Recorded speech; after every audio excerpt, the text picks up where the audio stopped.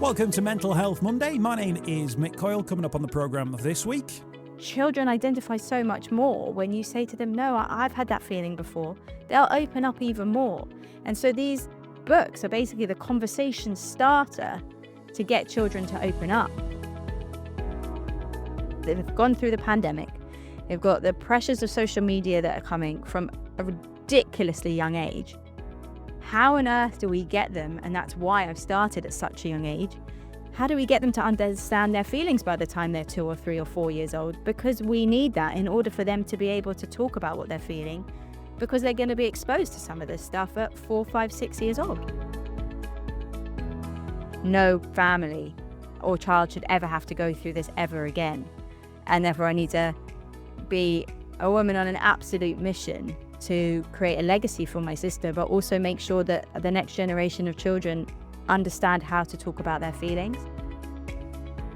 The home of the UK's conversation about mental health. Welcome to the programme. My name is Mick Coyle. As ever, thank you for your streams and your downloads. Today on Mental Health Monday, we're marking Children's Mental Health Week, or Children's Mental Health Awareness Week, with an important conversation about reading and children getting the ability to read, and parents making the time in their day to sit down and read with their children, not just so that they learn the English language and, get the benefit of the stories, but it's about creating a space and a moment where you and your child can have a conversation about thoughts and feelings in a relaxed environment, away from the classroom, away from even brothers and sisters, within, the bedroom environment just before bed, where if they've got something on their mind, they can let off a little bit of steam.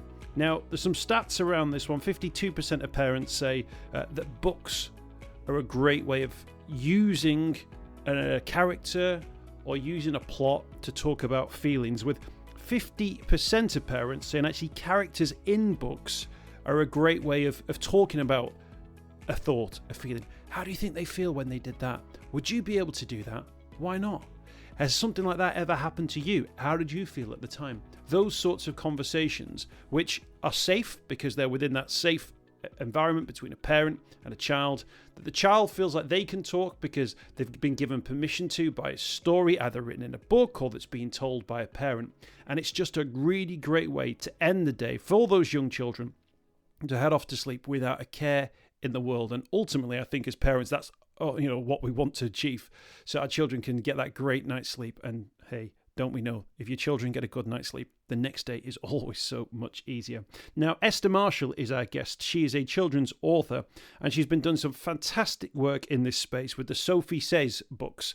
And there's a series of these, and I'll put links to them in the podcast notes. And it's all about creating, again, that space, a story that you can do, which fills a child with positive affirmations, but also gives them the opportunity to start a conversation about an aspect of the story, a character that they like, and to bring positivity into a child's life without them necessarily even knowing it. So when they grow up and they are thinking about how to feel positive about themselves and how to think about their thoughts and feelings, you as a parent have already equipped them with the skills because you did it when they were 5, 6, 7 years of age at bedtime. I think it's a really profound thing to talk about for Children's Mental Health Week. And Esther set out how she got into this. Her story, by the way, contains a reference to her sister's suicide. So we really appreciate Esther being so open and honest about her journey. Just wanted to flag, though, that suicide is part of this conversation. Yeah, so I mean, my actual job was kind of around diversity and inclusion, mental health, kind of in the corporate space for adults. So I knew that writing was something that I enjoyed doing, but it wasn't until I had my son where I kind of held him and thought, oh my goodness, there needs to be stuff for children around this. And it needs to be not hidden away in a library, round the corner, filed under, mental health or whatever it is. It needs to be mainstream, fun and exciting. And I want to be the one to read that to my son. And if I can't find that, let me try and create something that he can then read. And that's kind of where we came up with it. Me and my sister at the time, she's very good at kind of illustrating, and I was going to do the writing. And I used the kind of nighttime feeds to write the first book, Sophie Says, I Can, I Will. And then it kind of flowed from there. We had my sister actually couldn't do the illustrations because she then became incredibly unwell. She's a junior doctor and became very depressed and anxious after everything that she was seeing and all the pressure that came with that. And in the March, we went into lockdown in the March, and in the January before then, she decided that she could no longer carry on, and we lost her. Um, I came home that night and said, I wrote Sophie Says It's Okay Not to Be Okay, because, after the police telling us they, found her body, I was like, no family or child should ever have to go through this ever again. And therefore I need to be a woman on an absolute mission to create a legacy for my sister, but also make sure that the next generation of children understand how to talk about their feelings, and that it becomes just part of what they do so that they can get the help that they need. In losing a sister, and thank you for being so honest about your own personal story in this. In losing a sister, did it confirm to you just how important the education and doing something much further upstream, how important that was to do and to get right? Without a doubt, it lit a fire inside me that was burning so kind of bright about we have to make a change. There just isn't enough out there. Parents, teachers, we weren't taught this stuff growing up, and then, you've got a whole different dynamic now with this generation, whereby they've gone through the pandemic. They've got the pressures of social media that are coming from a ridiculously young age. How on earth do we get them? And that's why I've started at such a young age. How do we get them to understand their feelings by the time they're 2 or 3 or 4 years old? Because we need that in order for them to be able to talk about what they're feeling, because they're going to be exposed to some of this stuff at 4, 5, 6 years old.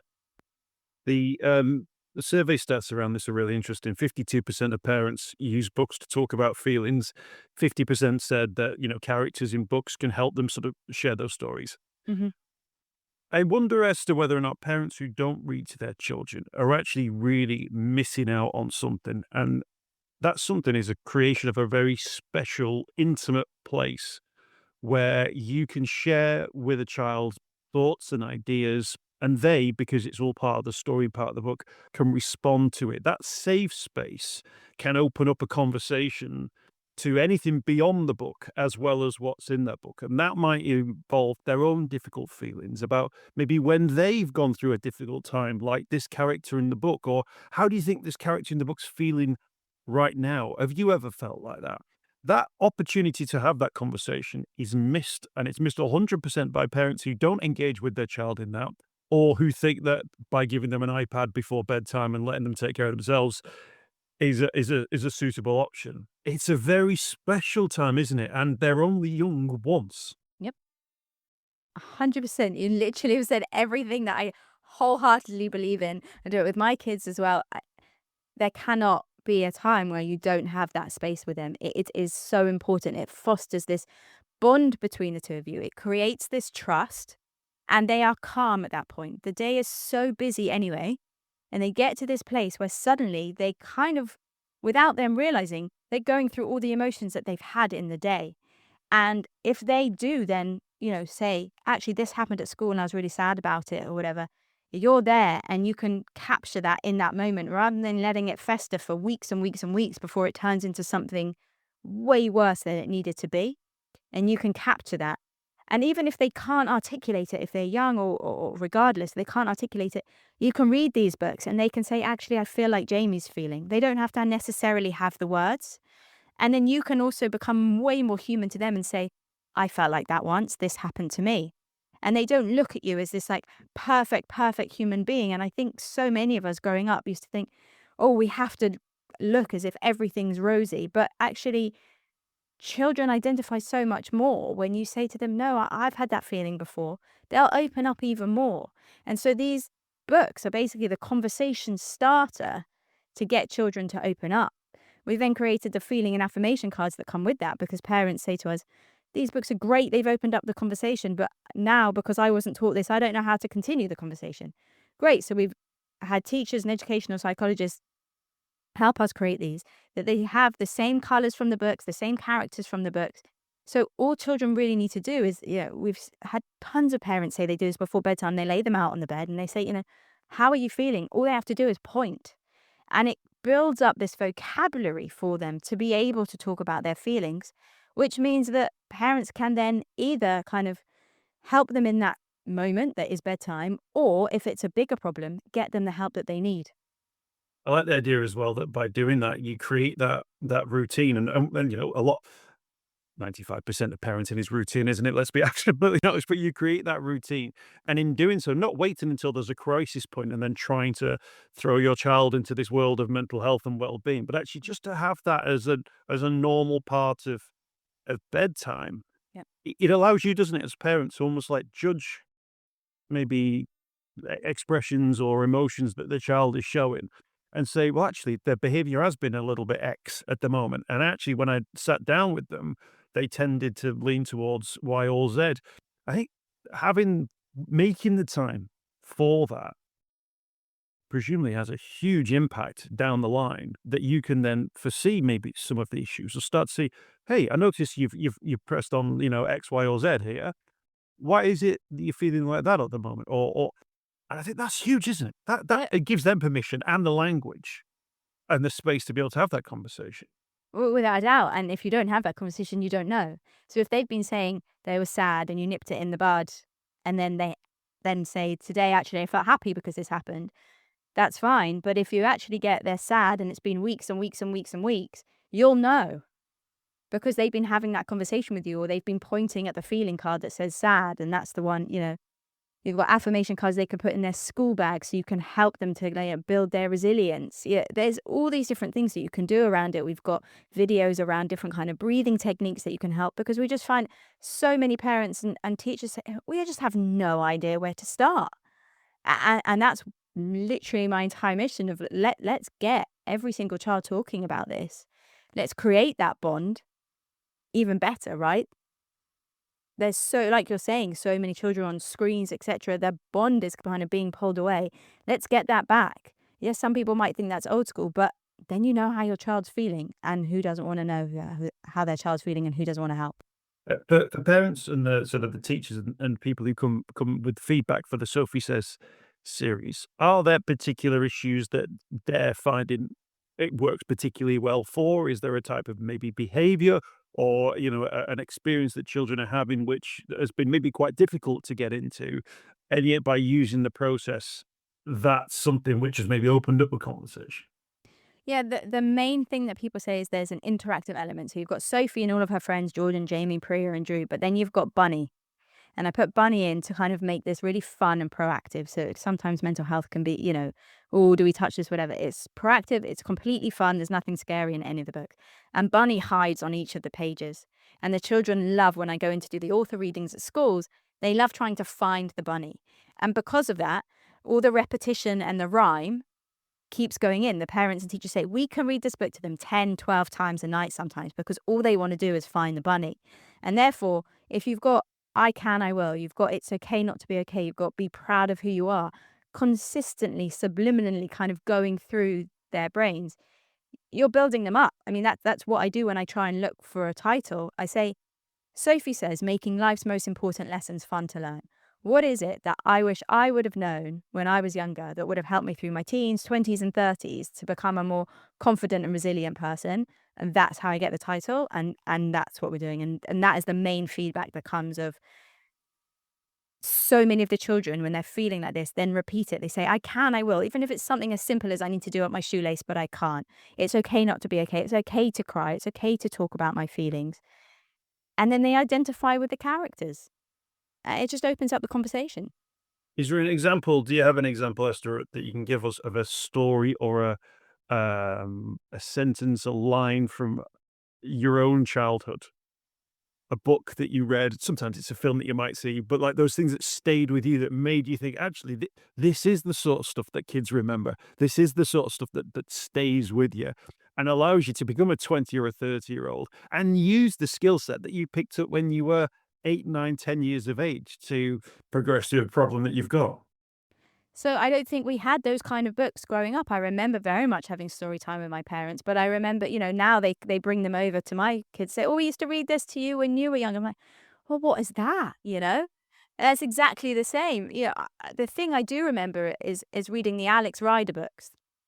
And I remember at school them telling me, girls can do whatever they want. And I remember reading Alex Rider, who was this, you know, child bond character. Alex is a girl. I mean, he's not in the book, it's a boy, but I remember thinking, I'm going to change this narrative and I'm going to make it a girl and I'm going to be able to go out and change and do this and that. But I think while we were growing up, it was for us to be able to change that narrative ourselves rather than it just being a narrative that was there in front of us. And that's the bit that I'm trying to change, because not all children are going to go out there and change that narrative. My daughter, I have a 10-year-old daughter. This is why I'm so passionate about children's books. 10-year-old daughter, a 6-year-old son. And my daughter had to write a piece from a book, a line from a book, and she wrote the one from the Twits, which is about people who have beautiful thoughts or good thoughts, that even if you've got crooked teeth and spotty skin and crooked teeth, if you have good thoughts, they will shine out of you like sunbeams and you will always look beautiful, which is the most incredible piece of writing. But it's based on that idea around it's not just what's on the outside, what's on the inside is written. And she'd written that as like a line, and she'd written it word for word, absolutely perfectly. And I said, "Did you copy that?" She said, "No, I just remembered it." And I thought, goodness me, that's a great sign of something that really does stick.